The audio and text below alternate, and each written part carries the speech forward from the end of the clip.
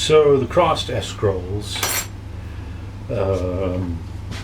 start out in some sense the same way, with a series of rectangles scribed on your board.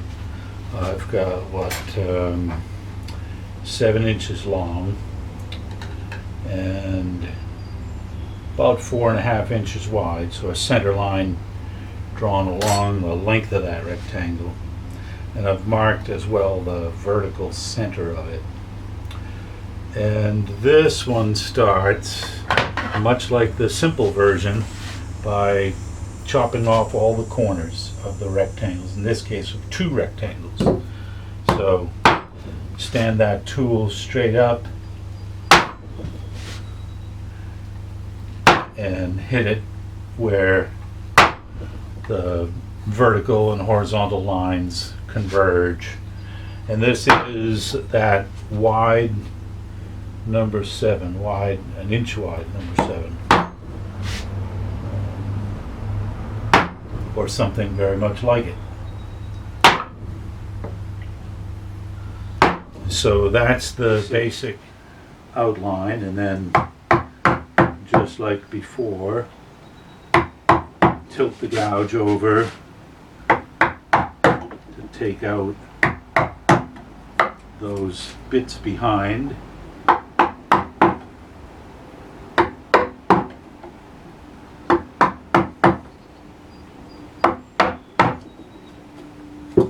Now, the circles in the corners, in this case, in the 4 outer corners, not diagonally opposite, but in all 4 outer corners, not these middle ones, just these.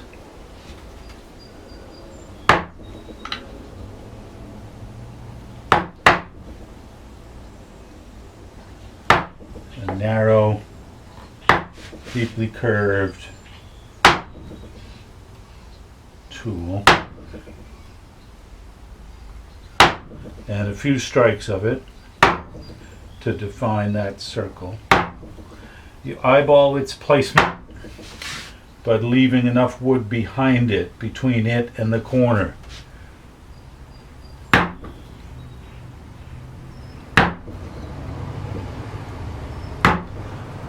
If it's too close to that corner here, it becomes weak in there, and that can break off.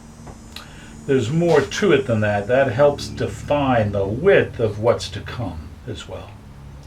So now if you watched that version where I cut the S curve, this is similar, except that I'm working from this circle down to this one. But the same idea, I've got that crossroads in the middle, and I'll draw it in chalk so you can see where I'm going. I'm going to do that, something very much like that, a little narrower than that. And then this way, come like that. It'll look better with a V-tool than it does with the chalk. So, keeping in mind I'm heading, in my case, from this circle to my right-hand side of that center mark. And I'll quit right there. Now from the margin, outside that center. And then this one crosses the center and goes to the inside.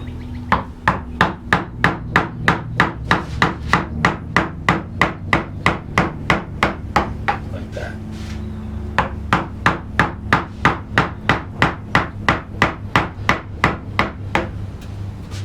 And the same thing going the other way, but now I don't cross here. I'm going to go underneath it or behind it. So this will be an interrupted cut.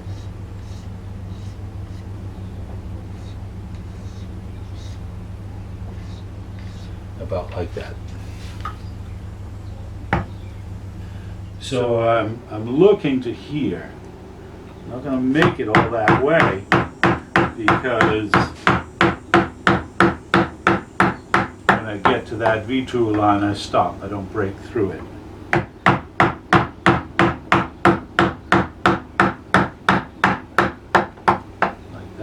and pick up on the other side of it.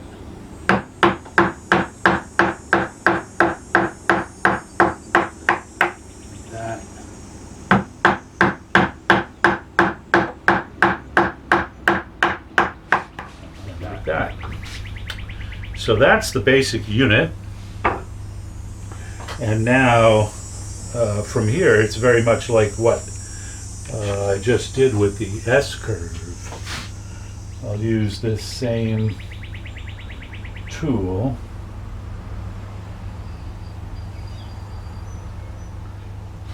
Maybe I'll go to something a little bigger.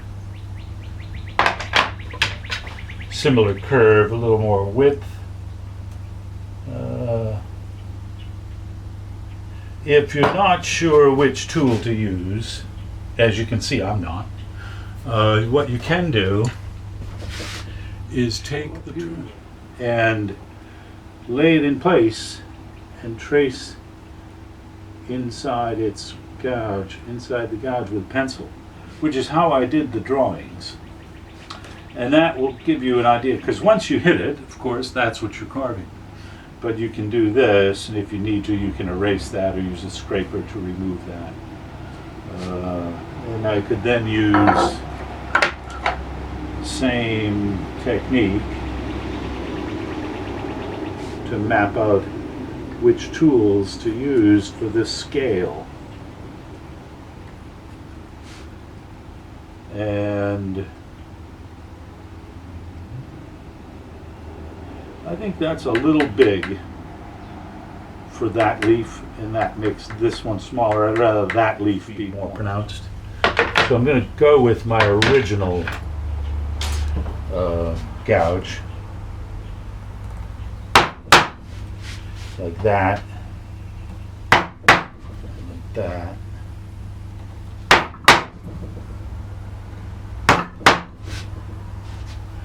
And I can, that's that antique, but like a number 8, 3/4 of an inch.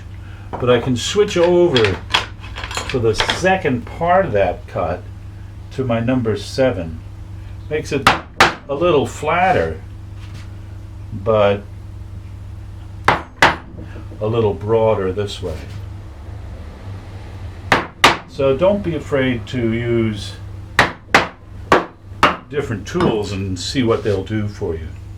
I don't know if this sketch is showing up, but you can see how things have changed now by switching from what I drew was a bigger gouge.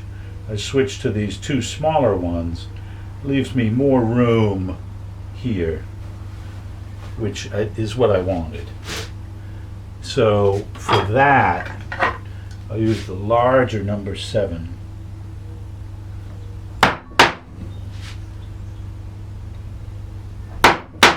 Like that, and then use it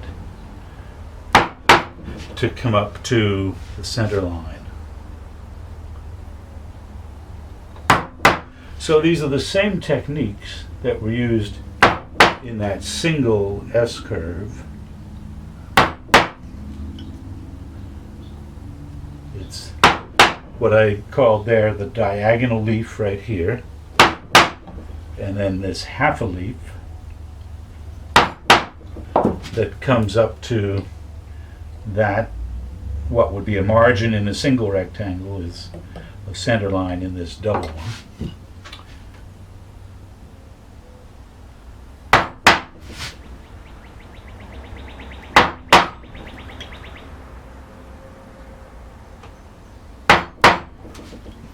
There. So that's those leaves all cut in, and I'll cut the background out of them right now. And then later, separately, we'll deal with these 2 spaces. And back to that shallow number 5. Here I have enough room that a mallet makes sense for this background. You can get the bulk of it out more quickly.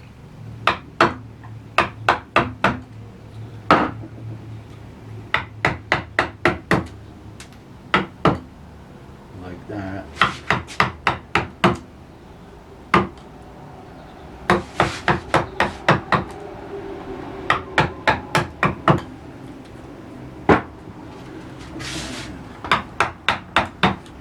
Come around, just try to get as much material out of there as you can from each position. And at this stage, I'm not being fussy about the result of that background. I'm just breaking the material, letting it come loose where I've made those incisions. And now I'll do the cleanup with the hand tool. Same as I did on the other. Just a little more room to do it. There, my initial cut isn't deep enough. I can often meet a curve with that number 5 to take that down. Same thing there, that fiber sticking up, just lean on it like that.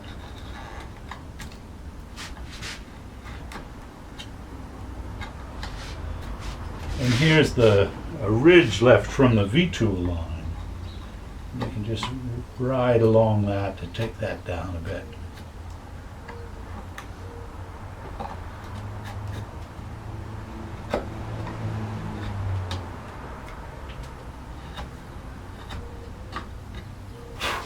Here's, maybe you can see that's the ridge from the V-tool. So I'll just take the shallow gouge and run right along and pivot as I come to the end of that. So do it again here. So now I'm going to swing this handle this way, like that, to take that out.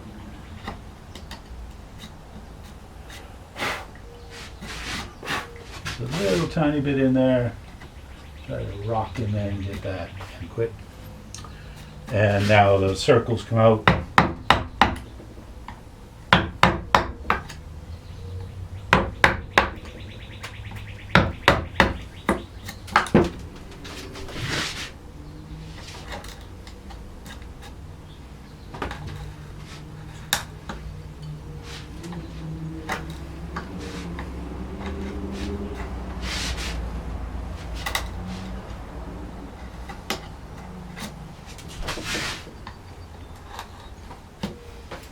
And from here, it's onto the accents chopping out behind these leaves.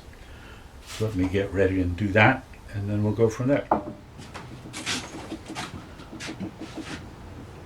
Now, because I switched to my number 7 for the back of that first leaf, I only need one tool here, like that.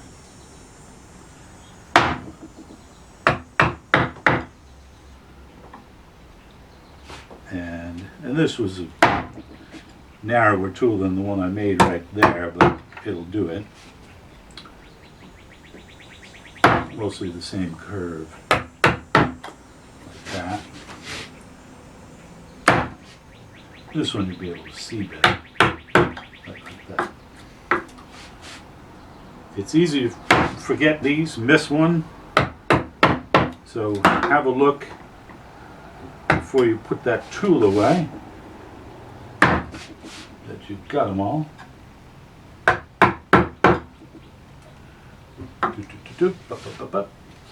And then the ones that fan out from the center,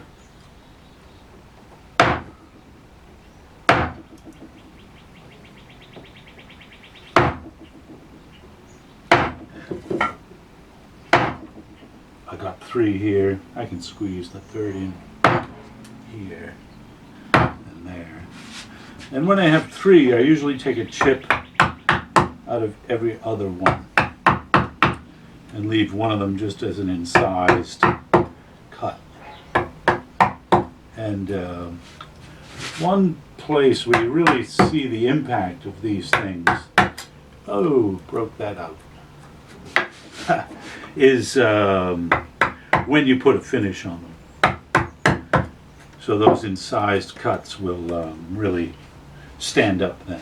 So that broke off because this was already relieved here, and then I just hit that too hard. And it's still hanging on. It's sort of like a bit of a scab or something. I don't tend to glue those back. I'd probably end up breaking that off in a finished carving here. Just get rid of it. So here is that V-tool line, like that.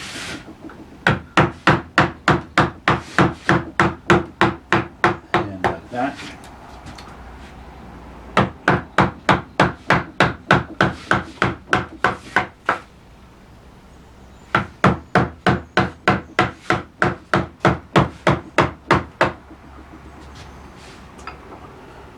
And I take the number 5 tool, and this section that is interrupted, I bevel it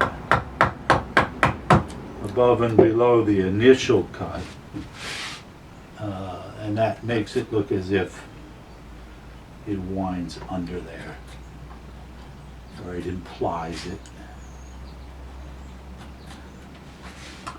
Now these little triangular spaces, the first thing I'll do is bevel them.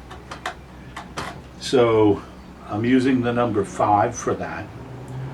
Finish that one off. Show you what I'm after. That bevel.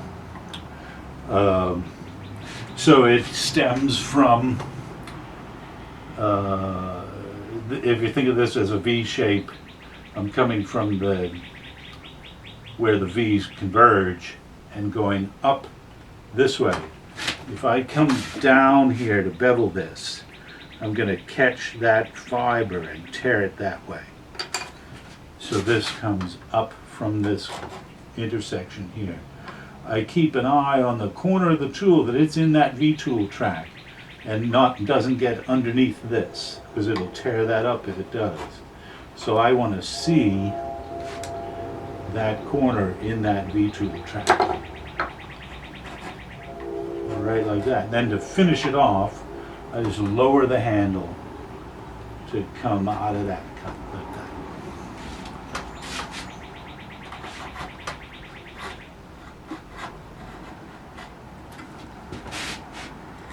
And this is hand pressure. You can do it with a mallet.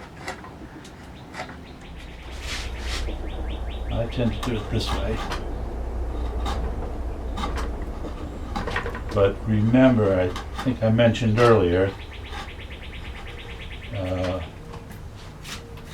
less likely to slip with the mallet than you are with the hand pressure. So, lots of ways to fill those spaces in. I'll just show you one here. I'm going to strike that center line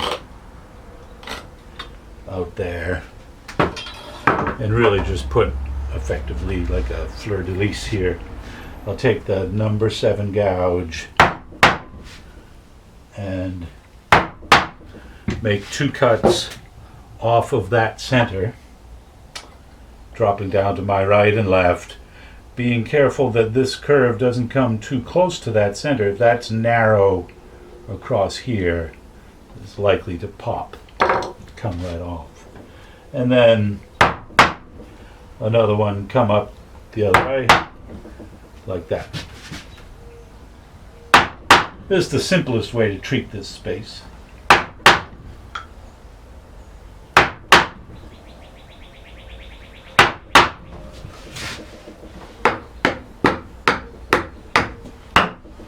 And then you can just use the same tool, cut those backgrounds down.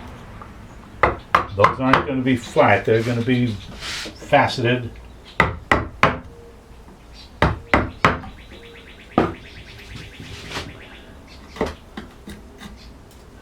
And that's fine. And yeah, that's just breaking off. Get rid of that piece that I snapped before. And now you can put a punch in there like we did before. There isn't much room for anything else. That's a little harder. While I have that out, I'll hit it in these other spots. Like that. And you can add a V-tool line here if you'd like. I'm going to lose this thing. Let me grab that a little better. I needed the holdfast to grab that off the board because I was right near the margin. So that's really sort of at the top ridge of that bevel.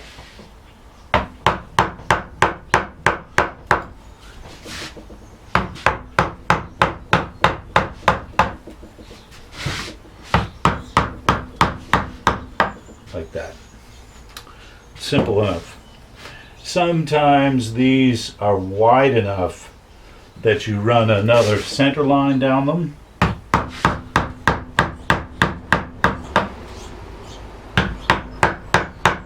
Even if it's just part way like that. And then this one.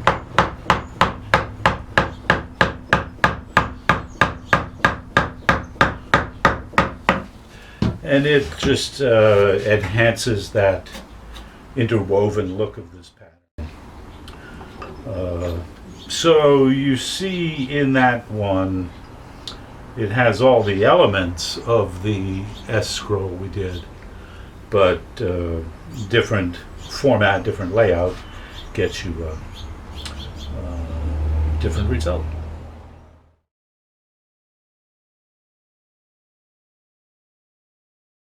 I'll try to carve this straight through this time, so just see how it goes. One mistake I have made many times is I've carved part of a design and said, oh, I'll get back to that. And then days or weeks go by and I carve the matching piece much later, and it always feels wrong. The best way to get this to match is to carve it at the same time.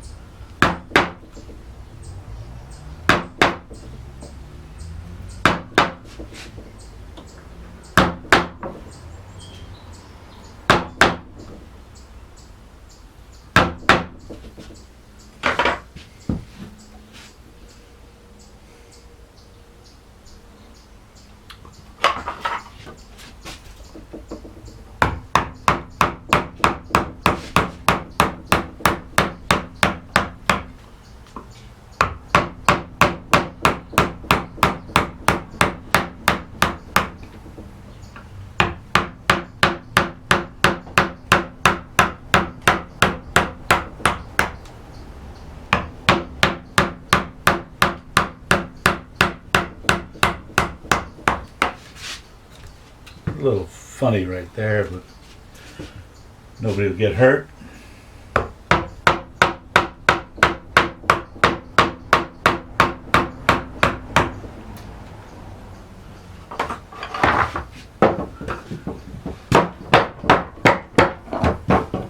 Move remove that hold fast.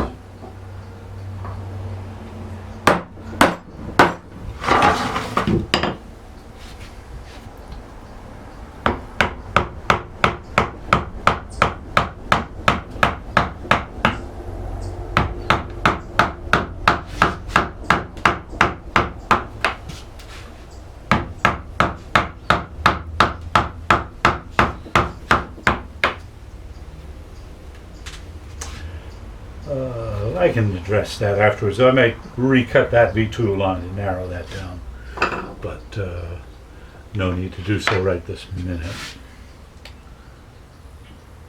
It might be I can live with it.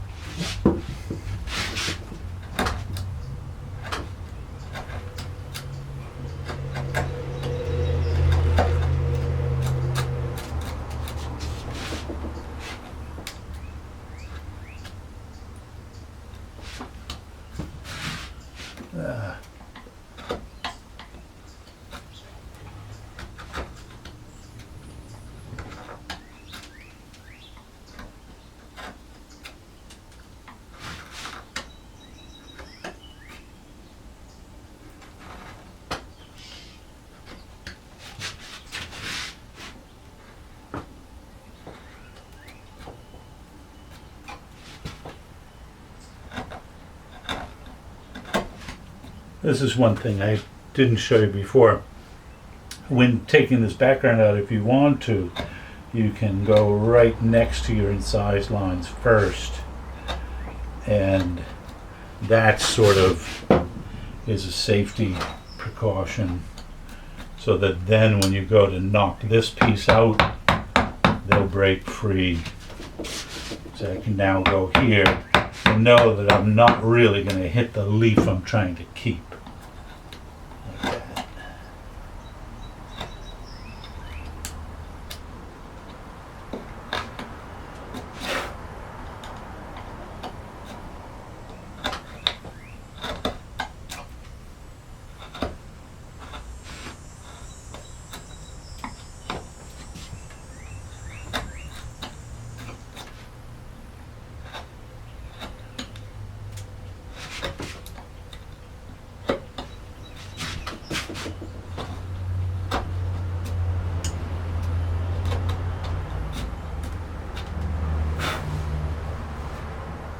The circles.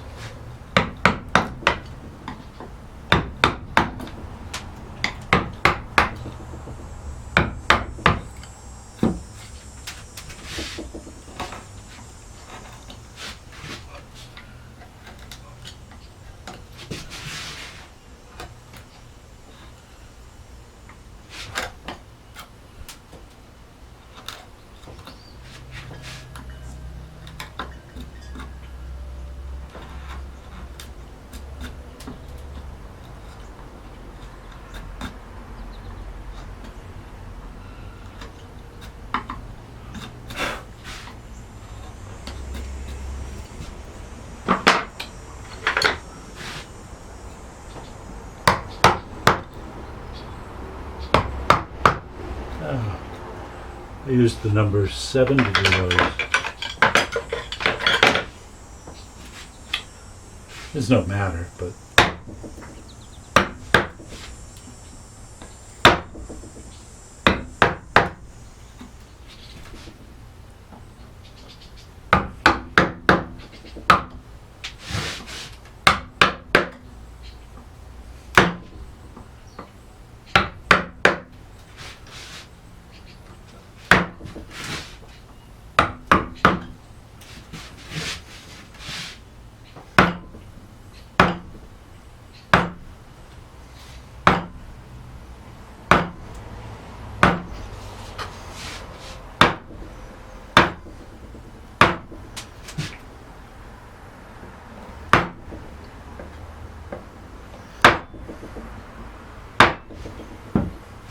so here's where I blew the wood out last time. Go a little easier that time.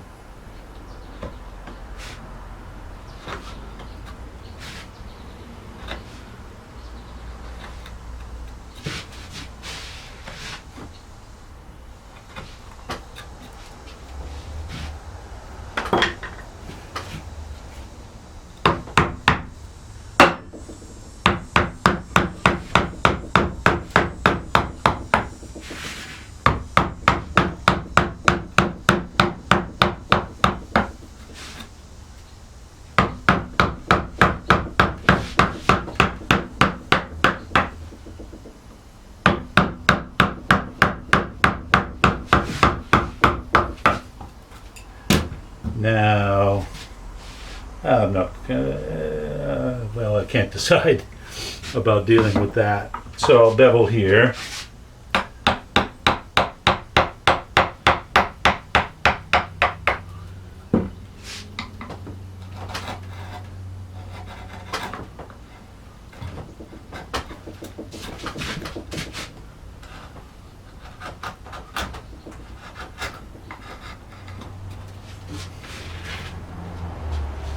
I'll just leave it.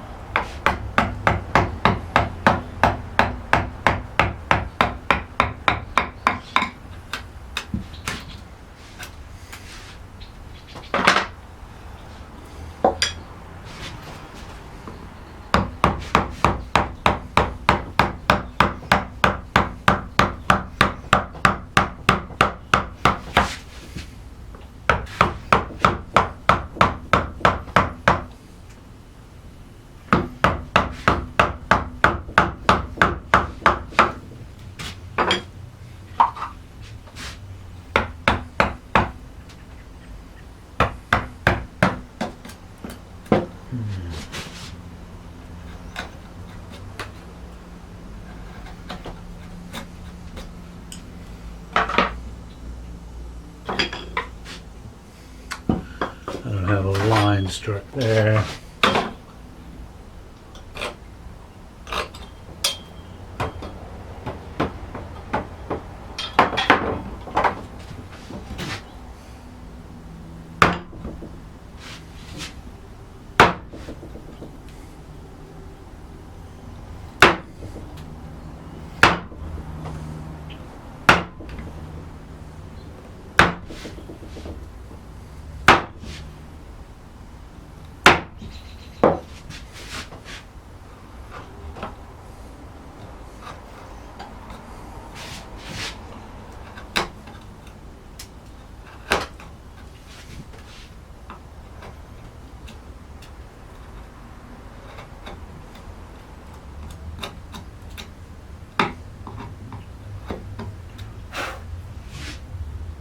I didn't do much else than that.